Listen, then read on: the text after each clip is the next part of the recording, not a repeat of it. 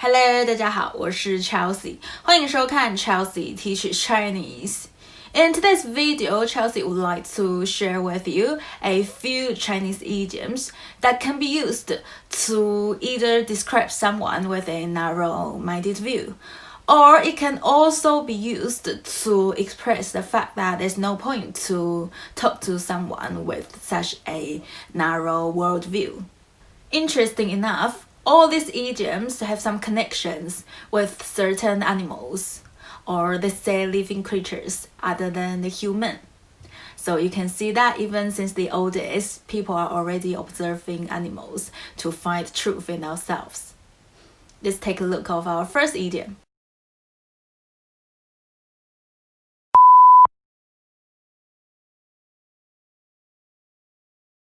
The first idiom, which Chelsea finds it kind of romantic, although it's nothing to do with the romance, but I think because it involves with summer and the ice, so it sounds kind of romantic somehow. And this idiom is 夏虫不可语冰。夏虫不可语冰。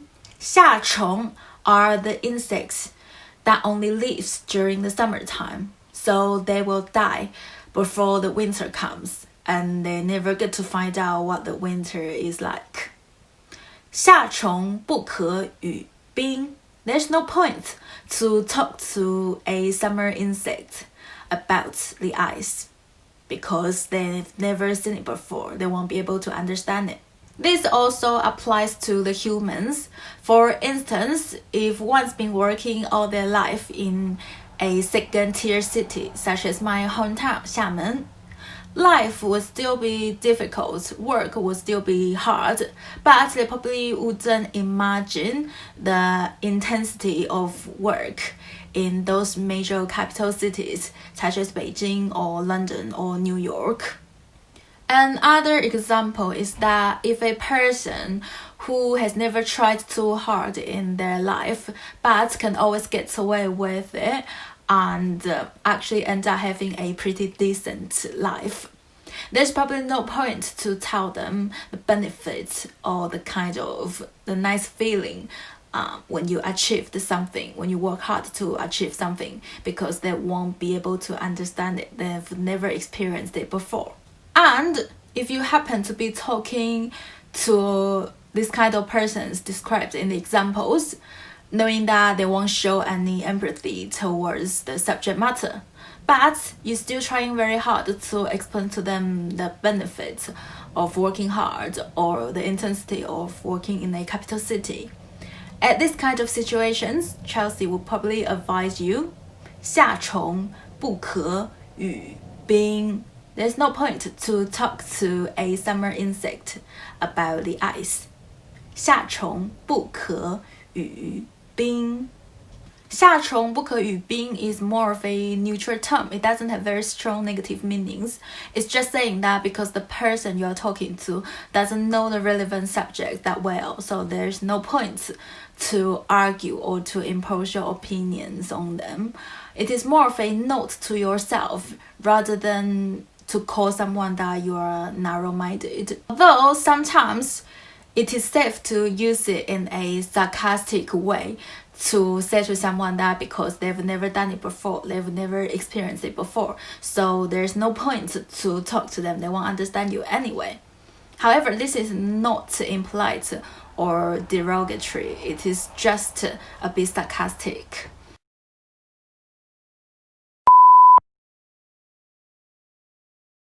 哎呦，搞不懂，不就是个论文吗？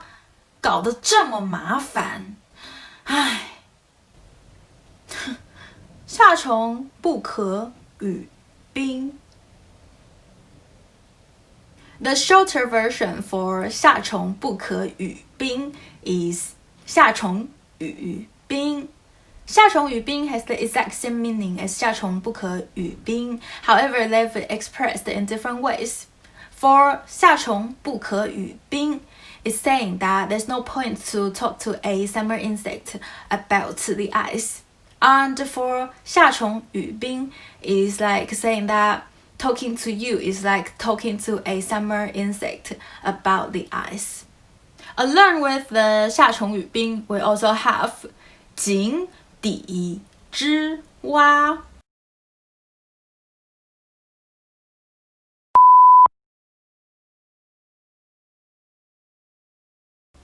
Jǐngdǐ, the bottom of a well.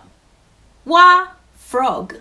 井底之蛙, the frog that's at the bottom of the well. 井底之蛙. 井底之蛙 and 夏虫语宾 comes from the same origin, which is from the classic Chinese book called 庄子. However, 井底之蛙 has much more of a negative meaning. It is more of a derogatory term.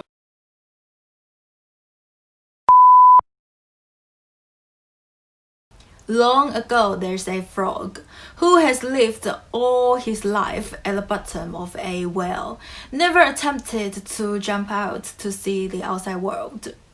All he can see is that little piece of sky above him, above the well.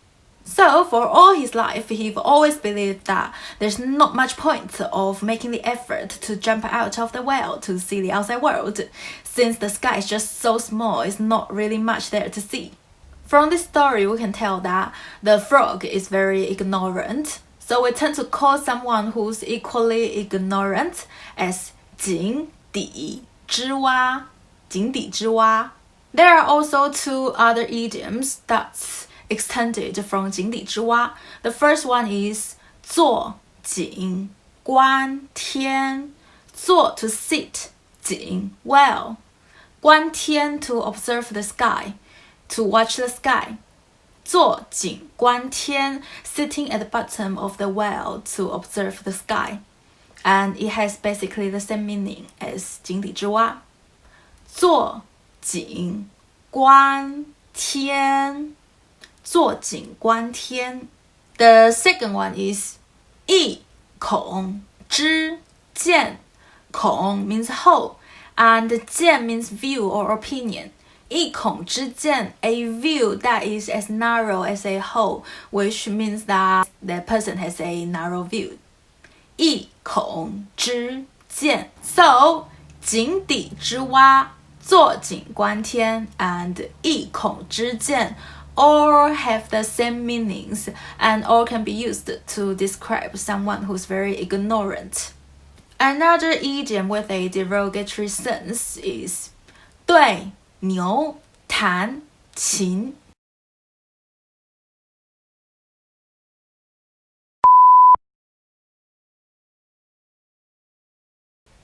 Niu means cow. 琴, any kind of stringed instrument, such as piano or, the traditional Chinese instrument, 古筝. And 对牛弹琴 is like playing stringed instrument to a cow. 对牛弹琴. 对牛弹琴. When you are playing instruments to a cow, the cow probably wouldn't understand. Although this is not strictly true because in modern days people do play music to the cows. Apparently it will make their meat more tasty or their milk fresher somehow. Nevertheless, in the old days, people think that if they play music to a cow, the cow won't understand. So they are referring 对牛弹琴 to people who are ignorant, who will not understand what the other people are saying. 对牛弹琴. 对牛弹琴. Enough with the derogatory terms. Now let's moving on to talk about someone with a big ambition, but because people around them are sharing an ordinary view, so they won't understand his or her ambition.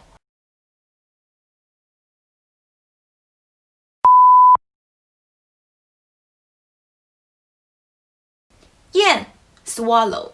雀, sparrow. 燕雀, little birds like swallows and sparrows. 安知 is an old term, Shakespeare language equivalent. 安知, how can they know? hónghú is another old term for wild goose and swan. And 志 is short for 志向, which means ambition or aspiration. 燕雀安知鸿鹄之志? How can the little birds know the ambition of the swan?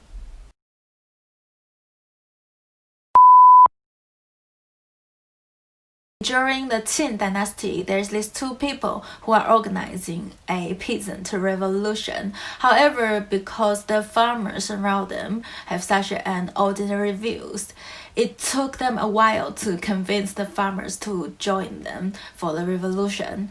And during this time, they made the comment that 燕雀安知鸿鹄之志? So the person is comparing themselves to the swan with big vision, big ambitions.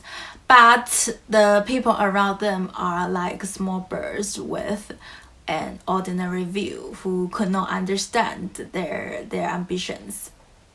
燕雀安知鸿鹄之志? 燕雀安知鸿鹄之志?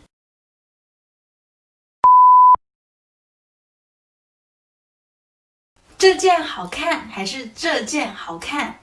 唉，燕雀安知鸿鹄之志？